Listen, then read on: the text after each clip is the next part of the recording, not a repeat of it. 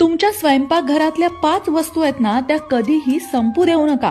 कोणत्या आहेत त्या 5 वस्तू आणि का संपू नाही द्यायच्या सांगते ऐका. स्वयंपाकघरामध्ये अतिशय महत्वाच्या अशा 5 गोष्टी आहेत ज्या कधीही संपू देऊ नये. त्यामध्ये पहिली गोष्ट आहे मीठ.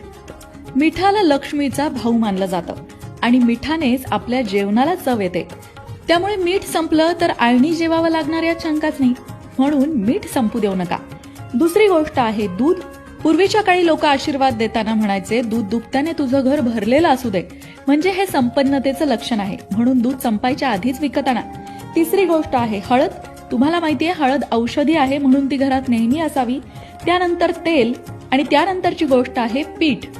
आता लगेच काही जण कमेंट करून म्हणतील, अहो आधी पैसे संपू देऊ नका, पैशांनीच या वस्तू विकत घेणार ना. तुमचंही बरोबर आहे, पण आपण स्वयंपाकघरातल्या 5 गोष्टींबद्दल बोलतोय.